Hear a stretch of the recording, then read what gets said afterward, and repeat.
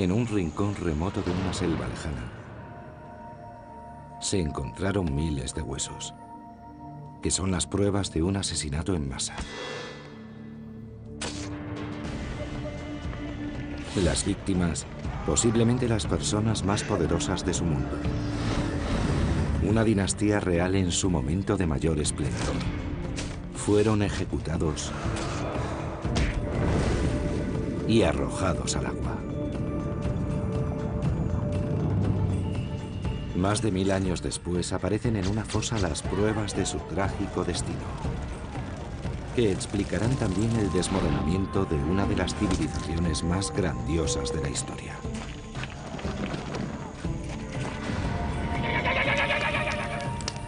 Un misterio que nos habla de pasiones, celos y avaricia.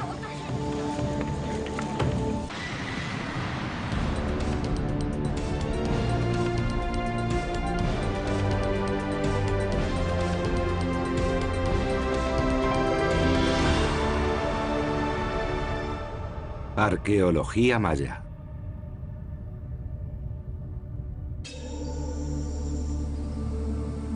Muchos siglos antes de nuestra época, la noche cae sobre una tierra muy lejana. Una tierra de prosperidad, una tierra de opulencia. Una tierra gobernada por acaudalados reyes poseedores de un asombroso poder y una exuberante riqueza.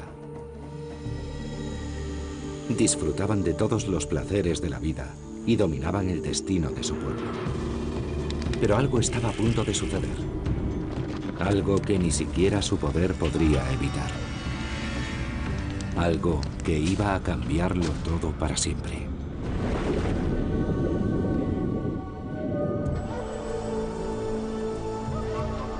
Cancuén, Guatemala. Esta ciudad fue una vez el centro de una gran civilización, la maya. Un misterio emerge desde lo más recóndito de esta selva. Un inquietante hallazgo. Miles de huesos.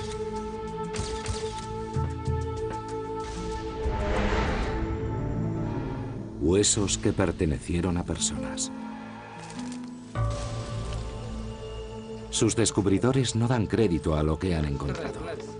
En esta selva, el calor, la humedad, los insectos y el suelo ácido deberían haber convertido en polvo estos huesos, que sin embargo presentan un estado de conservación casi perfecto.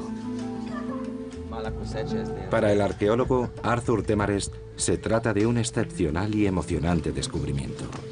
Un hallazgo realmente perturbador. Te sientes como un detective adentrándose en el escenario del crimen. Es un escenario en el que todo parece muy extraño y rodeado de circunstancias muy raras. Extrañas e inquietantes. Hay muchos huesos. Demasiadas muertes. Quizá decenas de cuerpos humanos que fueron arrojados al agua, todos a la vez.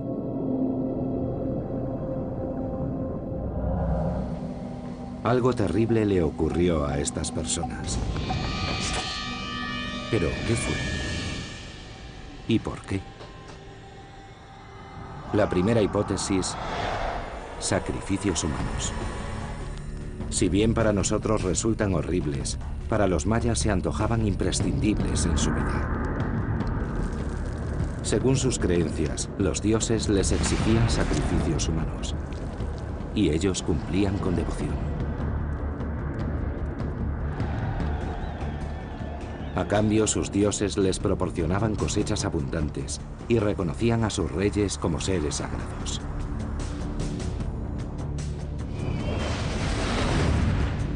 ¿Será entonces el sacrificio humano lo que explique qué les ocurrió a estas personas? Las pruebas parecen afirmar lo contrario.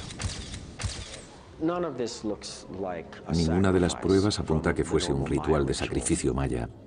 Los mayas sacrificaban de 1 a 2 personalidades ilustres, siempre con gran lujo y suntuosidad, empleando unas técnicas determinadas. Lo que tenemos ante nosotros son un montón de cuerpos arrojados a una fosa común. No parece que estas personas murieran para contentar a los dioses. Y desde luego tampoco murieron por causas naturales. Más bien parece que fueron asesinadas. Definitivamente, se trata de la masacre más espeluznante y a mayor escala de la que tenemos constancia hasta el momento. Una masacre sin motivo aparente y donde no conocemos la identidad de las víctimas ni de sus asesinos. Un caso sin resolver desde hace siglos que clama justicia. Estos huesos desperdigados aún tienen muchos secretos que revelar. Pero existe ya una prueba clave. Las piezas de alfarería encontradas junto a los cadáveres. Los expertos las fechan alrededor del año 800 de nuestra era. Un descubrimiento esencial que nos conduce directamente a la escena del crimen.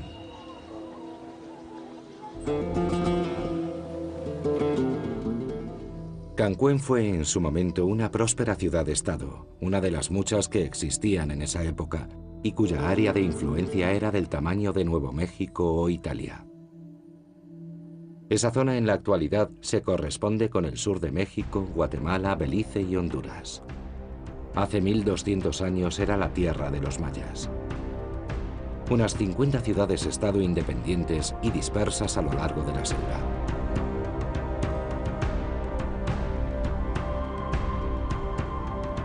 La más grande de esas ciudades presumía de sus 10.000 estructuras y contaba con unos 100.000 habitantes. Los mayas erigían magníficos edificios y creaban bellísimas representaciones artísticas.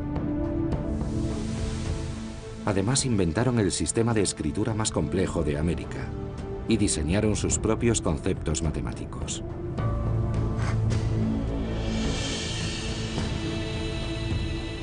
Los astrónomos mayas tenían perfecto conocimiento de cada punto del firmamento.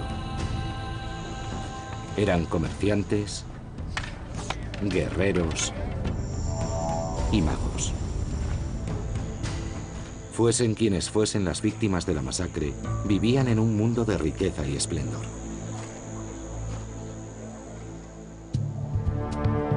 Su ciudad no era la más grande, pero tenía una gran ventaja con respecto a las demás: su ubicación.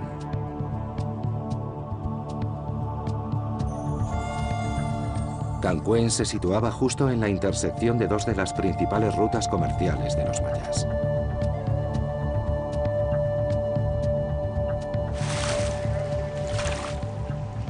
Era como Hong Kong, Singapur, Ámsterdam o el Canal de Panamá.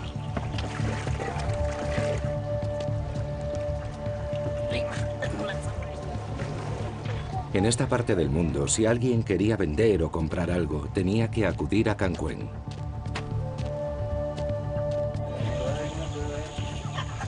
Cancuén poseía además otro activo que garantizaba su grandeza. Su nombre, Tash Chanak. En torno a la época en que se fechan los asesinatos, Tash Chanak llevaba unos 40 años gobernando Cancuén.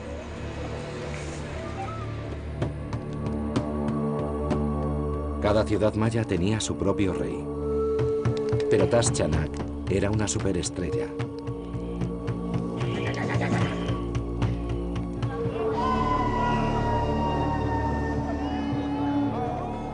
Su pueblo asistía a majestuosos rituales en los que ofrecía su sangre a los dioses.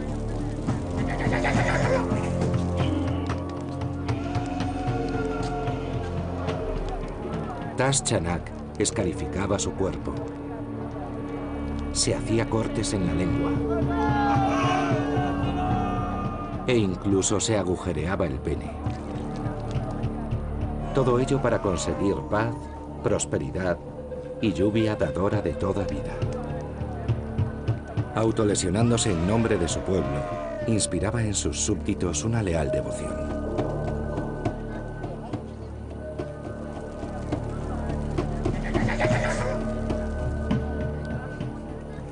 Los gobernaba con una habilidad y un carisma que despertarían la envidia de muchos políticos de hoy. Los señores sagrados que realmente conquistaban las voluntades, como Thach Chang Hak, eran una combinación de Beckham y Mick Jagger, con un pequeño toque de Clinton e incluso de Maquiavelo o Kissinger. Y todo eso combinado en un cóctel perfecto y personificado en alguien como el Papa Juan Pablo II.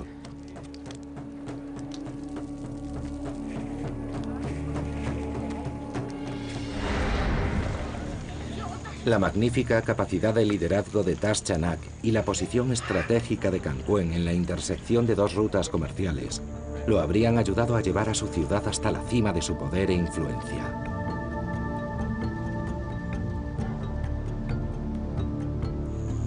Seguramente nunca creyó necesitar un ejército para controlar a sus oponentes.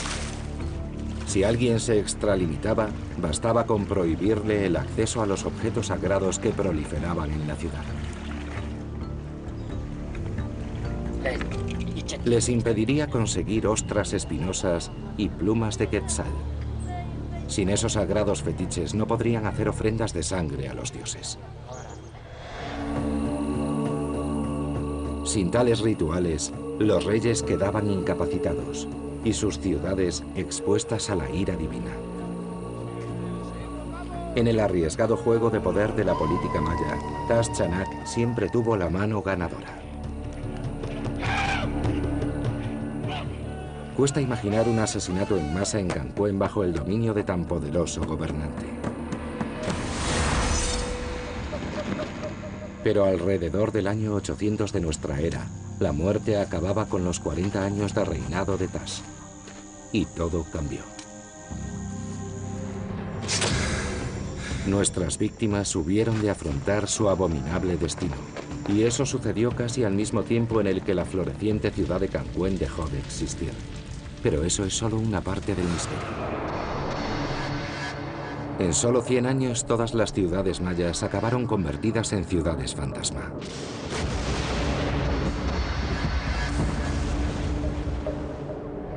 Después de siglos de grandeza, el mundo maya se desintegró rápidamente.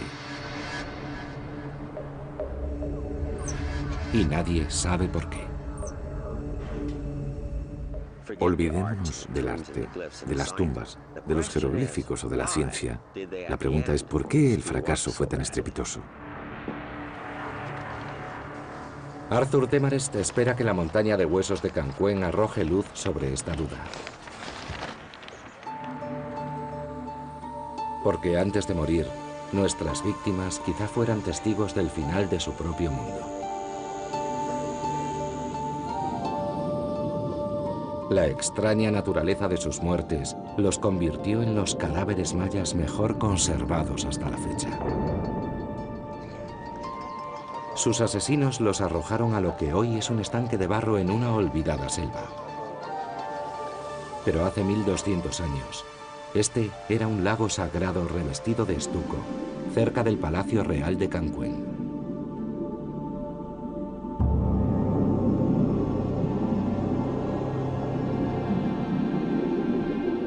Los cuerpos se hundieron en su fangoso fondo.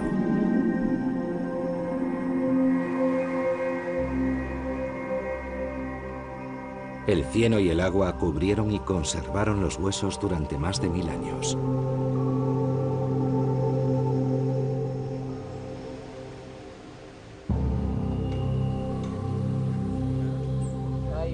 Ahora estos huesos podrían revelar aspectos que ningún otro resto maya habría desvelado.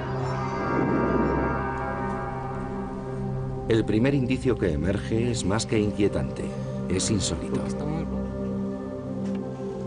Cráneos extrañamente deformados. Huesos de bebés. Las víctimas no fueron elegidas al azar, ni se trató de un crimen cualquiera.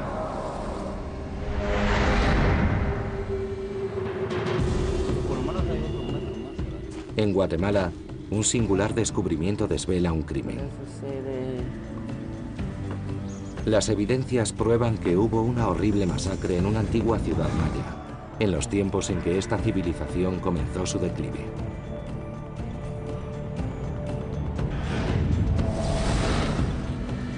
Muy pronto los fragmentos de los huesos encontrados revelan algo extraño. Son los cráneos. No son normales. Si comparamos la frente de este cráneo con la de este, vemos que está forzado hacia atrás y que eso ha producido el ensanchamiento de la cabeza por ambas partes. Comparándolo con un cráneo normal, este parece tener una frente más plana y alargada. Podría ser un extraño defecto genético, pero no es así. Tal vez podría tratarse de un acto deliberado de devoción. Algunos expertos piensan que es algún tipo de ritual maya relacionado con el maíz.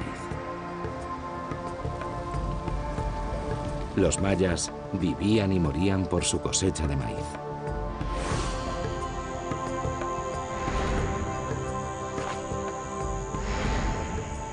En agradecimiento podrían haber rendido al dios del maíz un insólito tributo, alterando los cráneos de sus hijos al nacer.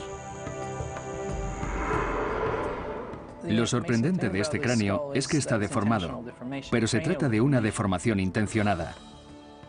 Se trata de una amplia colección de cráneos de recién nacidos.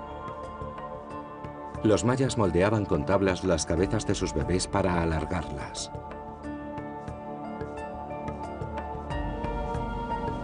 Encontrar estos cráneos así plantea nuevas posibilidades. Estamos hablando de personas bastante adineradas en su tiempo, y los únicos que podían amasar riquezas por aquel entonces eran los gobernantes y sus familias. No todo el mundo coincide en que los cráneos con forma de granos de maíz es un signo de realeza. Sin embargo, otro de los elementos hallado en la fosa ofrece una prueba más contundente de que nuestras víctimas pertenecían a la clase más alta de la sociedad, el jade. El jade era más valioso para los mayas que el oro. Nuestras víctimas debían lucir muchos adornos de jade. Incluso una de ellas llevaba algo más valioso que el propio jade: un collar de dientes de jaguar.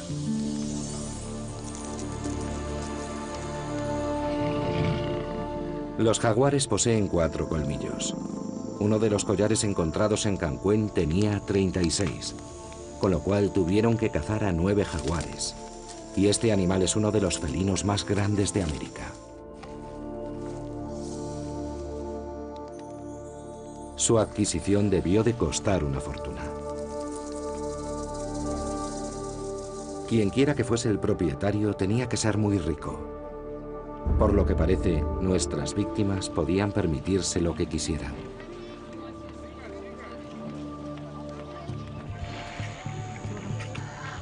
Seguramente disfrutarían de lo mejor que los mercados de Cancún pudieran ofrecer.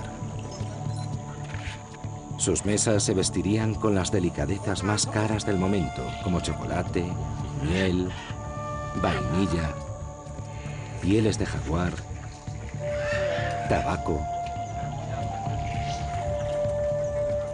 y la dulce carne de la iguana. Además, tanto en sus hogares como en sus cuerpos, exhibirían adornos de piedras preciosas, joyería de jade y madreperla, y selectas plumas como las de la cola de los quetzales.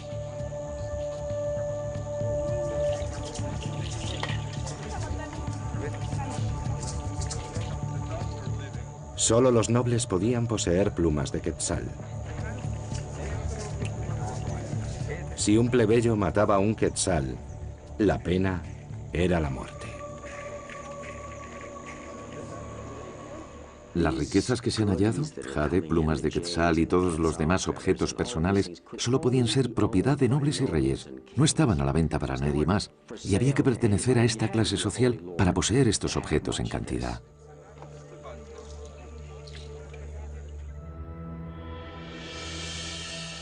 Y no solo era con los objetos de valor. Los plebeyos solo podían casarse con una mujer. Sin embargo, los nobles de Cancún podían casarse con varias.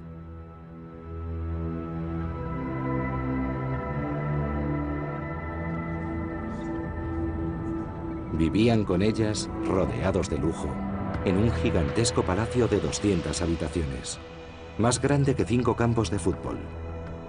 Uno de los edificios de mayor tamaño del mundo maya.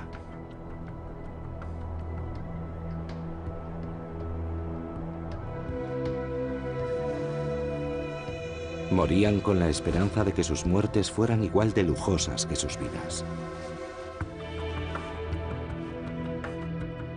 Creían que pasarían a la eternidad asiendo fuertemente lujosos ornamentos de jade, ungidos en cinabrio, el preciado símbolo de la vida eterna, inmutables para siempre en su majestuosidad, escondiendo su mortal decadencia tras una espléndida máscara funeraria.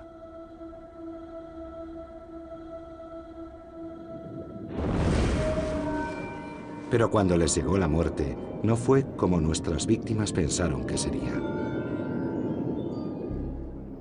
No fueron enterrados como los poderosos nobles que eran. Ni siquiera fueron enterrados. El misterioso caso de Cancún es cada vez más extraño. Parece que las víctimas pertenecían a la clase más rica de la ciudad. Disfrutarían de lo mejor de lo mejor.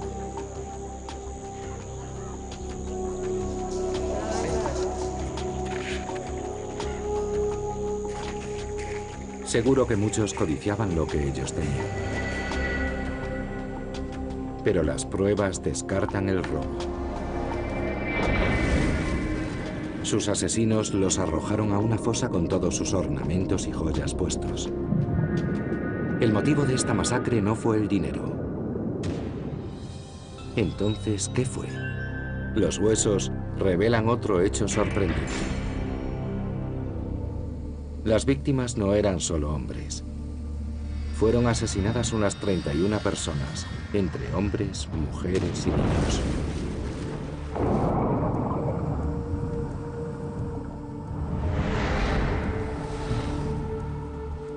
De la fosa de muerte emana otra espeluznante revelación.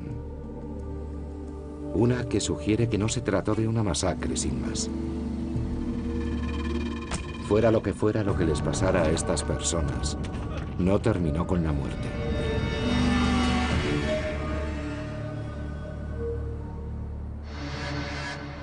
En Guatemala, un caso abierto hace 1200 años empieza a desvelarnos sus secretos.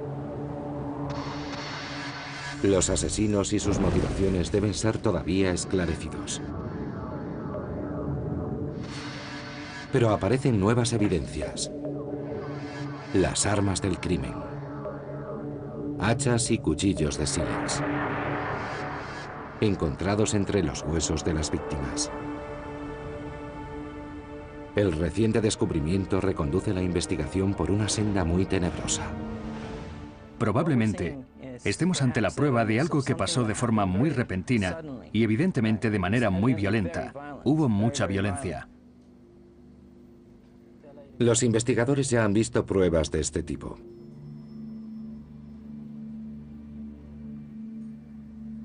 Pero no se remontan a tiempos tan antiguos.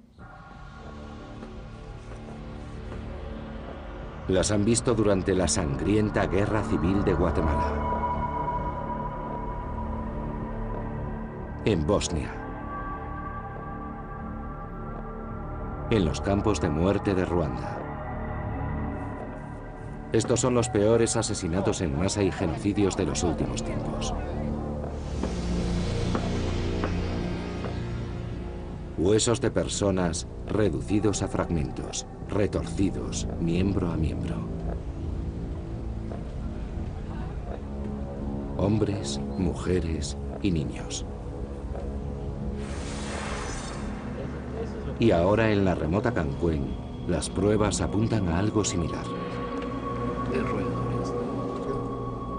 Prácticamente todos los huesos que hemos estudiado presentan algún tipo de trauma. No está claro si las víctimas recibieron los golpes antes o después de morir, ni por qué fueron golpeadas. Hay indicios de un instrumento muy pesado y afilado, quizá un hacha o algo similar, que golpeó la cabeza del fémur y lo separó del resto del hueso. El fémur es el hueso del muslo y es uno de los más duros del cuerpo humano. Quien quiera que matara a estas personas también las descuartizó. Y seguramente persiguió a algunas de ellas hasta darles caza cuando intentaron escapar.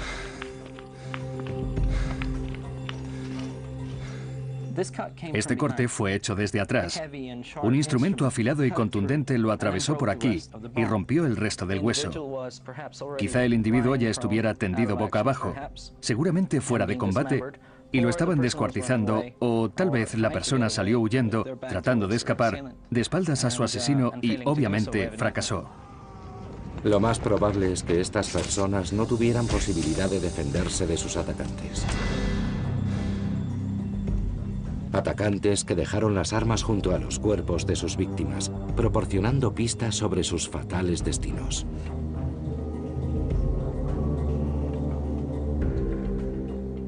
Esto encaja perfectamente con la herida. Esta pequeña herida pudo haberse infligido aquí, en la parte de atrás de la cabeza del niño.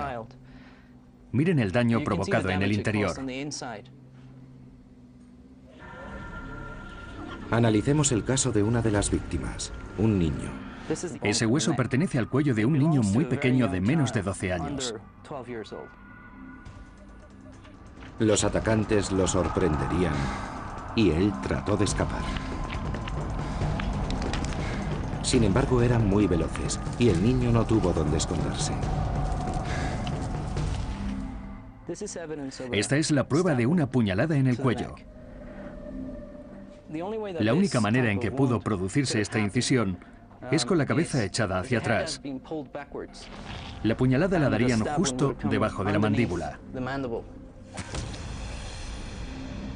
Tuvo que ser un terrible final para un niño tan pequeño. Pero hubo víctimas más jóvenes aún.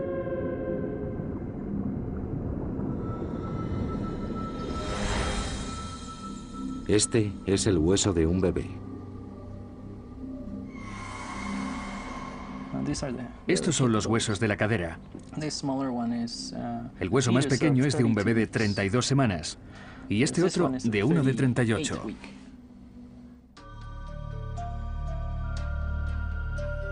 Las pruebas de los huesos plantean una espeluznante posibilidad.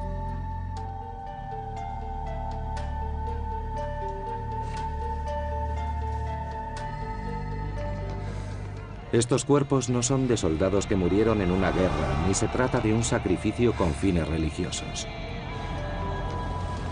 ¿Podrían ser entonces la prueba del exterminio de una familia?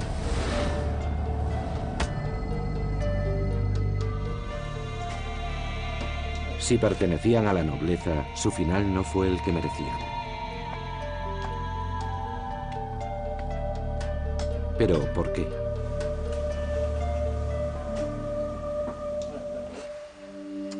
Un reciente hallazgo en el mismo yacimiento intensifica el misterio. A unos 70 metros de la fosa de los huesos hay una tumba muy poco profunda. En su interior, el cadáver absolutamente descompuesto de un hombre. Quien quiera que enterrara a esta persona, se tomó la molestia de ponerle alrededor una hilera de conchas bellamente talladas. En el mundo maya eso era un acto de reverencia para honrar a los difuntos más ilustres. Pero la nobleza maya descansaba en magníficas tumbas. Y el cuerpo de este hombre apenas fue enterrado.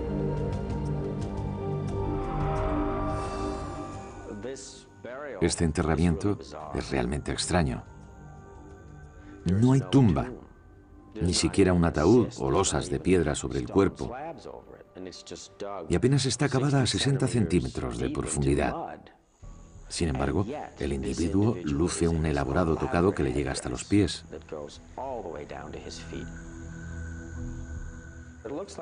Es como si lo hubieran enterrado a toda prisa, pero guardando ciertas normas de decoro.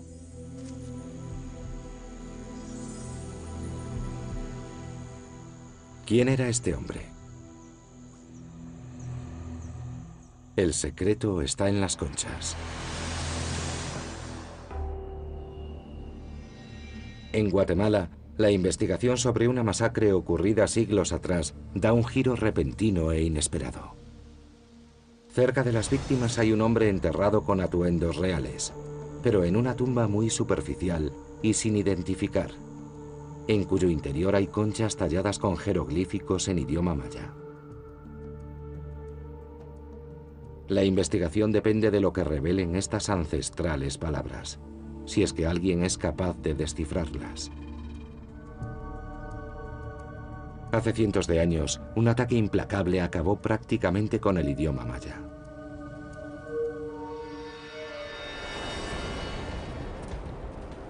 En 1519, los primeros europeos pisan la tierra de los mayas.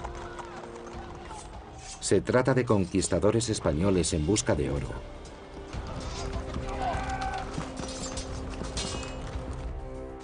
Y de misioneros cristianos en busca de almas.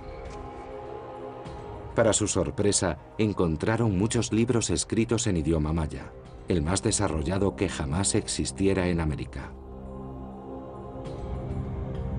Libros que mostraban la genialidad de una gran civilización, textos de astronomía con elaborados calendarios, dibujos para realizar majestuosos rituales.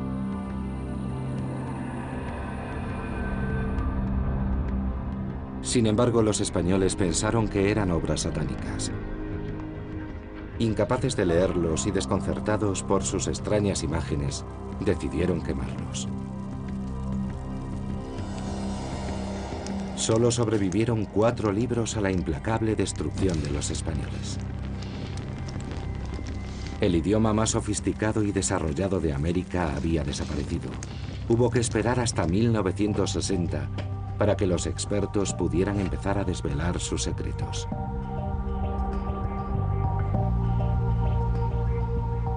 ¿Habrían aprendido lo suficiente como para leer las conchas de Cancuén? El experto en jeroglíficos Federico Fassen analiza las conchas en busca de un nombre. Reconoce el símbolo de la cabeza de un mono, la palabra mash y otro carácter maya, Can. ¿Quién era entonces? Fassen sabe la respuesta. Las tallas en las piedras de Cancuén tienen los mismos símbolos y un jeroglífico para la monarquía. El hombre enterrado era Can Mash, y no hay duda de quién era.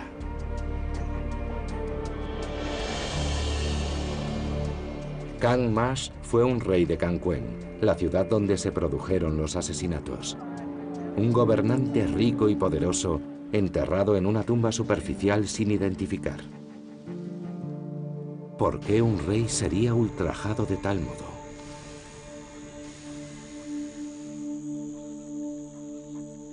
No tiene mucho sentido. Pero los jeroglíficos revelan algo más. El rey Can Mash murió alrededor del año 800 después de Cristo. La misma época en la que 31 personas de la nobleza maya fueron asesinadas y cuyos cuerpos se encontraron a tan solo 73 metros de la tumba de este rey. ¿Pertenecerán nuestras víctimas a la familia de Can Mash, una dinastía real? Arthur Demarest ha encontrado un tétrico paralelismo en el siglo XX. Los Romanov.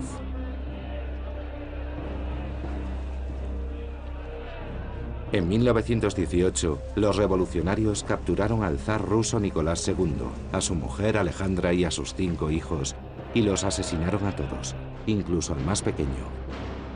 Así acabaron con esta dinastía.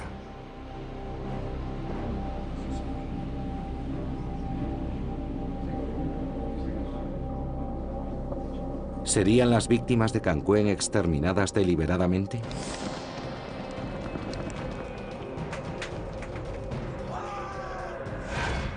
Parece como si hubieran asesinado al rey, exterminado a toda su familia y después, sin más, abandonaron el lugar. La suerte les abandonó por completo a todos. Poco después de la masacre, la gran ciudad de Cancuén cae desde su pináculo de poder y prosperidad hasta su completa desaparición. Según se acumulan las pruebas, una cosa está clara. El caso de la masacre de Cancuén no es un simple caso de asesinato.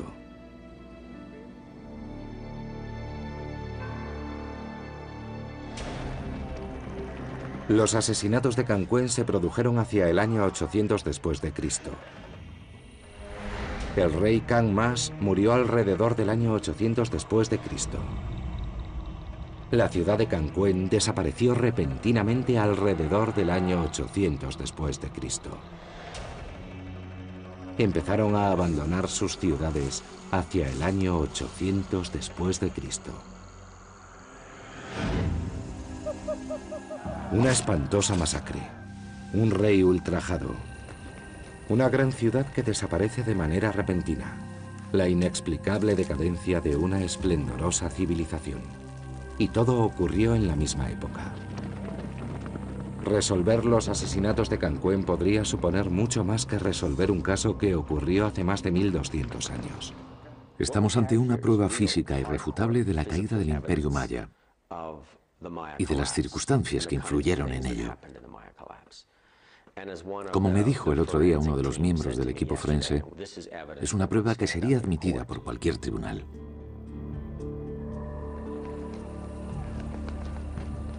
Nadie sabe con seguridad qué desencadenó la caída del Imperio Maya. Quizá fue una catástrofe natural. Durante siglos, los mayas talaron árboles para tener leña y plantar sus cosechas. Pero al talar los bosques, dejaron expuesta su tierra al poder destructivo del viento y el agua.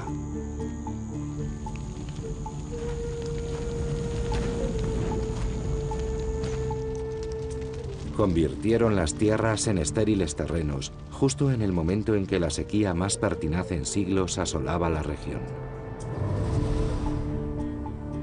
Pero la mayoría de los expertos coinciden en que la sequía y el hambre no fueron las dos únicas causas de la destrucción del Imperio Maya, y apuntan a la política como factor determinante. Arthur Temarest baraja esta misma posibilidad mientras trata de dar explicación a los asesinatos de Cancuén. Los cuchillos y las hachas hallados junto a los cuerpos revelan las armas del crimen, pero el motivo puede que se remonte a decenas de años antes de la masacre. En su complejo mundo se mezclaban sexo, política y poder.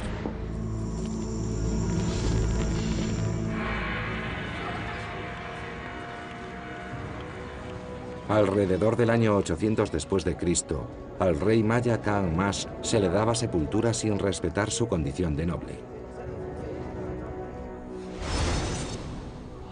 Fue enterrado en una tumba sin identificar. Al tiempo, varias decenas de personas fueron asesinadas, quizá los parientes de Kang Mas. Los descuartizaron y los arrojaron a un estanque a unos 70 metros de la tumba del rey.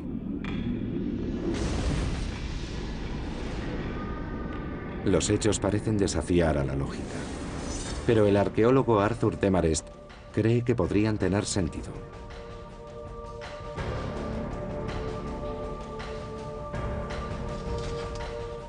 Quizá eso ayude a explicar una de las catástrofes más incomprensibles de la historia: la repentina y total desaparición del Imperio Maya.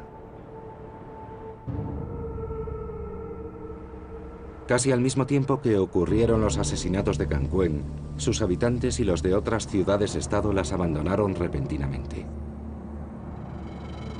Antes de morir, nuestras víctimas podrían haber sido testigos de cómo hordas de refugiados salían de Cancuén y emprendían su viaje internándose en la selva. Muchas ciudades fueron arrasadas cuando llegaron buscando comida y refugio. En cierto modo, podemos decir que se trató de un efecto dominó desencadenado por la caída y el abandono de estas ciudades del oeste. Se trata del problema de los refugiados, como la ONU los denomina hoy en día. Decenas de miles, seguramente cientos de miles de personas que pierden sus casas y tienen que emigrar a otras regiones. Cada vez había más personas y su desesperación iba a más. De repente, algo que ya era una tragedia empeoró todavía más. De la noche a la mañana había 10.000, 20.000, 30.000, 100.000 personas que abandonaban sus regiones hasta que todo terminó desmoronándose. El imperio se desmoronó muy rápidamente. Justo después de que nuestras víctimas murieran, la ciudad de Cancún desapareció, y con ella el universo maya al completo, al tiempo que el caos y los baños de sangre ocuparon ese vacío.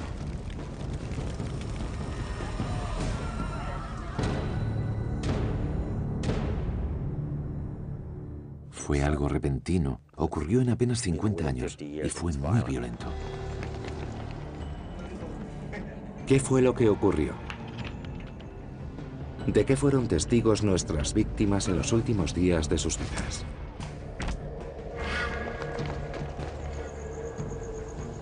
Tiempo atrás, muchos sospechaban que se produjo una fatal combinación de sequía y superpoblación. Demasiadas personas y escasos alimentos causaron probablemente la destrucción del Imperio Maya. Pero otra teoría complica el terrible destino que sufrieron. Algo que además pudo ser uno de los motivos para la horrible masacre de Cancún.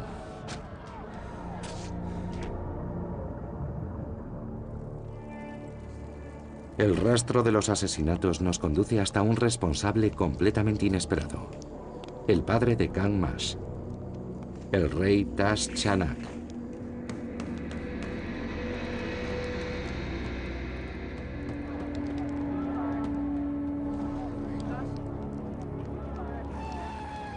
No es que el gran monarca asesinara personalmente a su hijo y a los miembros de su familia.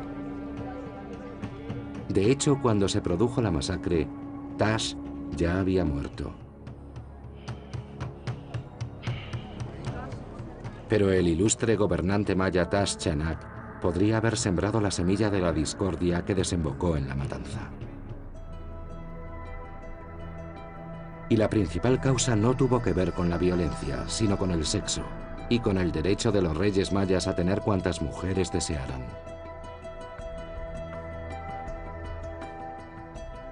Y no lo hicieron solo por placer. Como otros gobernantes mayas, Tash habría forjado alianzas casándose con las hijas de otros reyes. Cuantas más alianzas, mejor. Podría llamarse poligamia estratégica. Para un rey como Tash, todo era en aras de la conquista del poder máximo. Sin embargo, para sus descendientes pudo significar el desastre. Porque si bien estos matrimonios reales sellaban alianzas sólidas y duraderas, también generaban un problema a largo plazo: la descendencia real.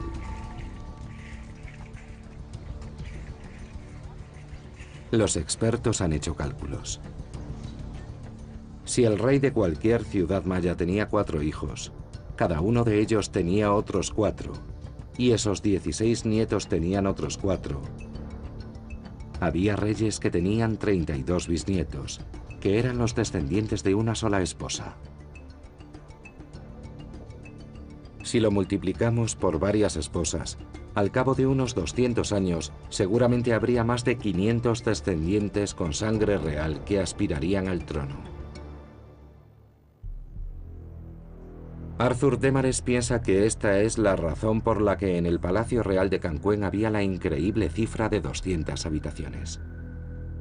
Esa fue la causa de que en una próspera y bulliciosa ciudad surgiesen tensiones. La rivalidad entre nobles y reyes dominó la vida del período clásico maya.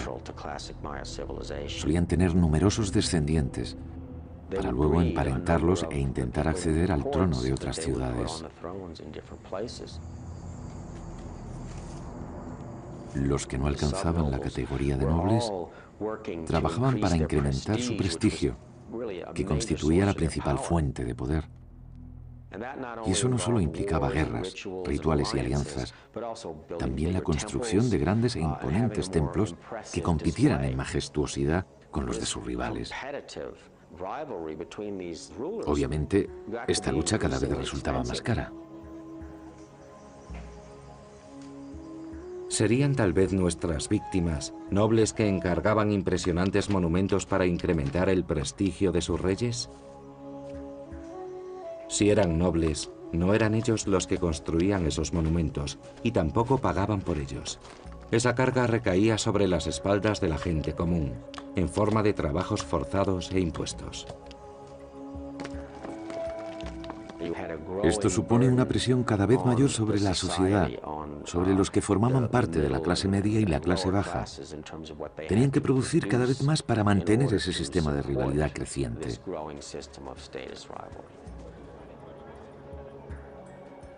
Visto desde su prisma, el mundo de lujo y riqueza de nuestras víctimas se antoja radicalmente distinto.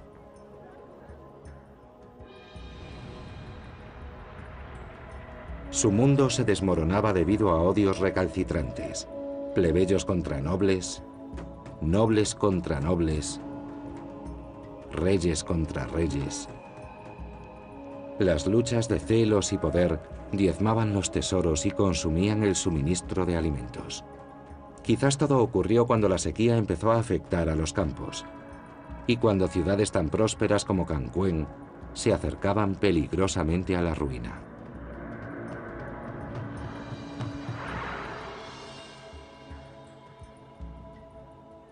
De repente, el injurioso entierro de Kang Mas no parece tan desconcertante.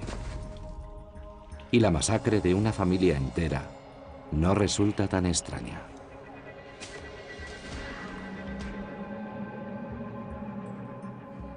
Arthur Demarest está convencido de que en torno al año 800 después de Cristo, solo un rey tan poderoso como Tash Chanak pudo mantener el control en Cancuén. Después de él, nadie más pudo.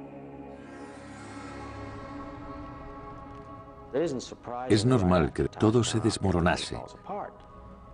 Había demasiados aspirantes al trono, demasiadas luchas rivales, y al haber tantas tensiones, eso se convierte en una situación insostenible, que antes o después termina por explotar. En Cancuén todo explotó de un modo bastante trágico.